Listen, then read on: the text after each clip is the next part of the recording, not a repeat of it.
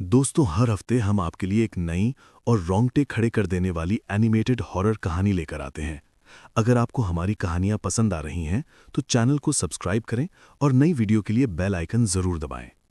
आज की कहानी मुंबई के एक मशहूर गर्ल्स कॉलेज से जुड़ी है। इस कॉलेज की दो इमारतें हैं, एक नई जहां आज भी पढ़ाई होती है और एक पुरानी जिसे सालों पहले बंद कर दिया गया था। कहा जाता है कि वही पुरानी बिल्डिंग भूतिया है। लोगों का दावा है कि रात के करीब 2 बजे उस बिल्डिंग में एक औरत की आवाज गूंजती है। कई छात्रों ने अजीब घटनाएं महसूस की हैं, कभी रोने की आवाज तो कभी किसी के पढ़ाने की। रोहन नाम का एक लड़का इन सब बातों पर बिल्कुल विश्वास नहीं करता था। उसकी एक दोस्त इसी कॉलेज में पढ़ती थी। जब उसने रोहन को ये बातें बताईं तो रोहन ने उसका मजाक उड़ा दिया। गुस्से में आकर उसकी दोस्त ने उसे चैलेंज दिया कि अगर हिम्मत है तो रात में उस पुरानी बिल्डिंग में जाकर दिखाओ। रोहन ने तुरंत चैलेंज स्वीकार कर लिया और अपने दोस्त विशाल के साथ रात में वहां जाने का प्लान बनाया। रात के करीब 1:30 बजे दोनों कॉलेज के पीछे वाले रास्ते से अंदर घुसे। चारों तरफ सन्नाटा था। पुरानी बिल्डिंग पूरी तरह जर्जर हो चुकी थी। दीवारों पर झाड़ियां, हर जगह मकड़ी के जाले और जंग लगे दरवाजे। जैसे ही उन्होंने अंदर कदम रखा, माहौल और भी डरावना हो गया। हर आवाज साफ सुनाई दे रही थी, यहां तक कि उनकी अपनी धड़कन भी।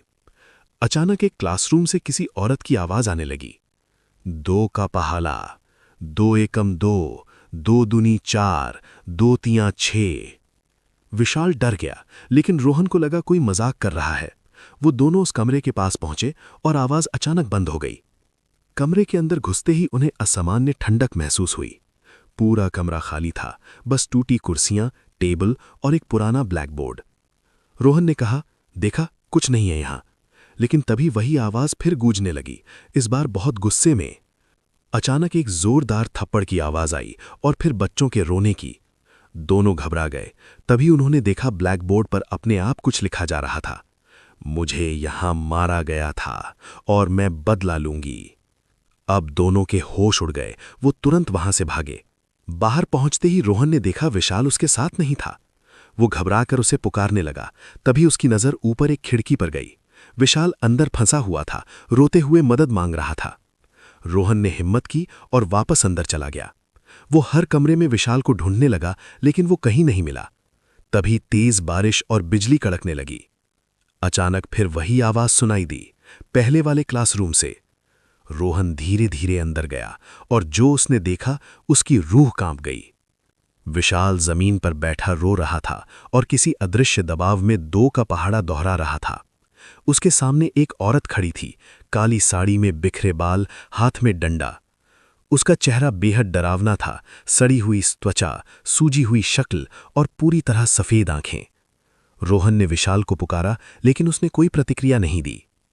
तभी उस औरत ने अपनी गर्दन घुमाई और रोहन की तरफ देखने लगी। फिर एक डरावनी मुस्कान के साथ उसकी तरफ बढ़ने लगी। रोहन डरकर भागा, लेकिन सीढ़ियों पर उसका पैर फिसल गया और वो नीचे गिरकर बेहोश हो गया। जब उसकी आंख खुली, वो विशाल के घर पर था। विशाल ने बताया कि जब वो बाहर आया तो रोहन नहीं था। उसने दोस्तों को बुलाकर उसे ढूंढा और आखिरकार वो सीढ़ियों के पास बेहोश मिला।